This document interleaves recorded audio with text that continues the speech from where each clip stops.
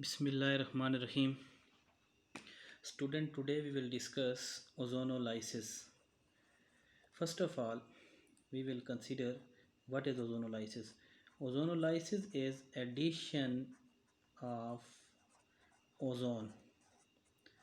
Addition of ozone is called ozonolysis.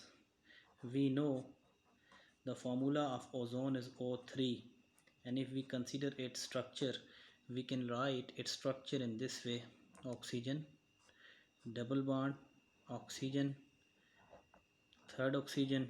This oxygen carries negative charge while this oxygen carries positive charge.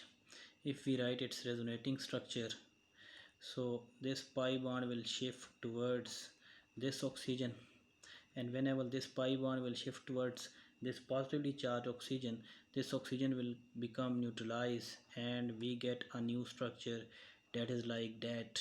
And in this case, this oxygen carries positive charge, and the oxygen having negative charge previously will still have negative charge.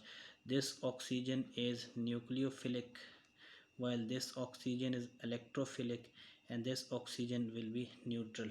So second thing is, what are alkenes? Alkenes are those compounds having carbon carbon double bond, and their structure are called alkenes. Alkenes are generally also called olefins. So let us see what happens when ozone is added on any alkene. So consider the first alkene, that is ethene. Whenever we add this ozone on ethene, so consider its structure: oxygen, third oxygen. This is positively charged and this is negatively charged. This is sigma bond and this is pi bond. Whenever this pi bond will shift toward this carbon will become negatively charged and having a pair of electrons. These electrons will attack on this oxygen while this oxygen will attack on this carbon. So we get in this case a CH2, single bond CH2, and carbon will be bonded with oxygen, and this is third oxygen. So this will become a 5-member ring, and this structure is called molozonide. This molozonide is highly unstable because of these electron repulsion, and this will rearrange. We will write this symbol for rearrange, and this rearrangement will be quickly rearranged to form another structure. In that case, this bond will break, this bond will break, and this bond will break, and we get another structure in which one of the oxygen will shift upward, and we get again a 5-member ring. But in this case, we get a compound that is called molozonide. This molozonide is also unstable. Whenever we add zinc water, and zinc water will cleave various bond. First bond will be broken, this one, and the second bond will be broken in this manner, and we get CH2, CH2O. This can be write HCHO. Second one can also be write like HCHO. While this third oxygen will be combined with this water, and water will become H2O2, that is called hydrogen peroxide. Let me clear first what are these structure. Both these are open, and whenever these are open, we can write this structure like this, and we have 2 moles of methanol or formaldehyde. So methanol or formaldehyde. This hydrogen peroxide is an oxidizing agent. This must need to be reduced, otherwise this will oxidize this methanol into methanoic acid. So zinc will react with H2O2 to form zinc oxide along with water. Otherwise this will oxidize oxidize aldehyde or ketones form in the reaction to acids. They will convert into acids. That's why this need to be neutralized. Now this was ozonolysis of ethene. So what are the importance of ozonolysis? Ozonolysis is is used to find out, number one, position of double bond. First thing is position of pi bond, and the second use of ozonolysis is to find structure of alkene.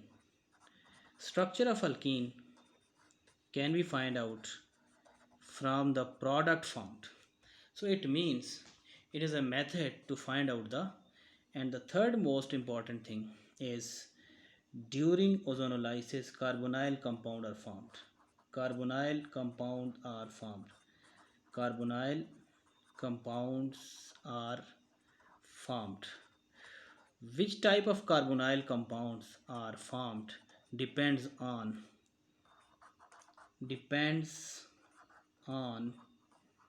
starting alkene. What type of alkene we are taking will result into various carbonyl compound. Consider another compound, that is CH3 CH double bond CH2. This is another alkene.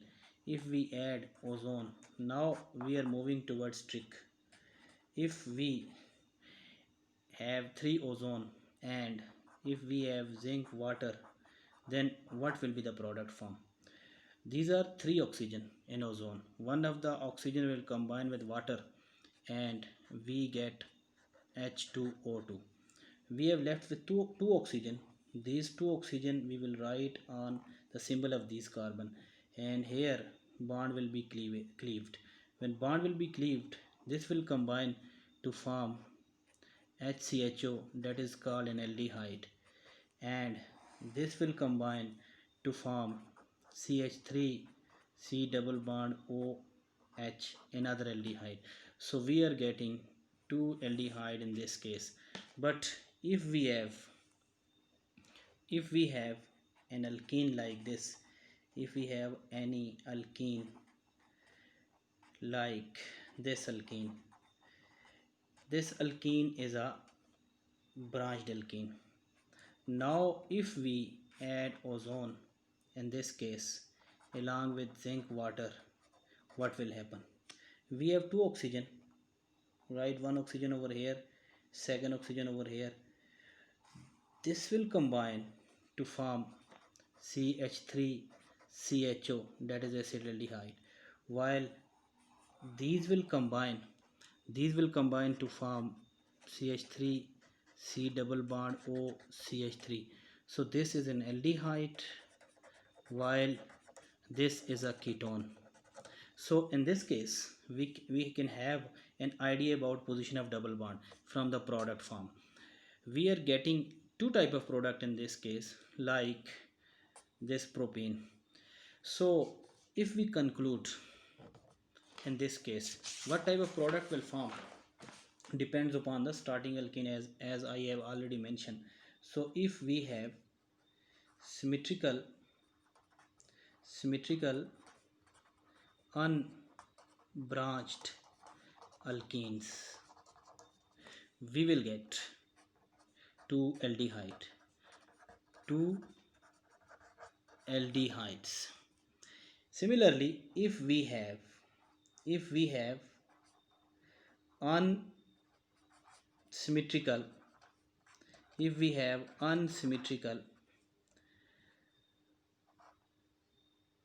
branched alkene, then we have aldehyde and a ketone. But if we have if we have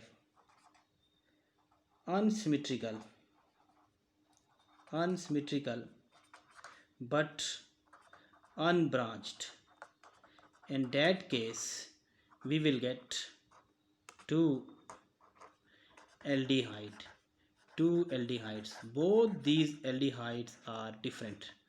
So ozonolysis is a key to find out the structure as well as position of the double bond in the compound. So we can solve many problems related to MCQs and short question. In this case we can also find out about the structure of compound. Sometimes we get a question, predict the structure of compound. Predict the structure of compound कि कौन सा compound होगा. We can easily predict out from the ozonolysis. Similarly we can also solve various kind of MCQs from this. For example, if we have an MCQ like that, suppose CH3 CH CH CH3 plus O3 and A plus B are likely to form, then option will be ask what are A and B in that case. So A and B can be, they may ask HCHO, option B CH3CHO, option C HCHO and CH3CHO, and option D all of these.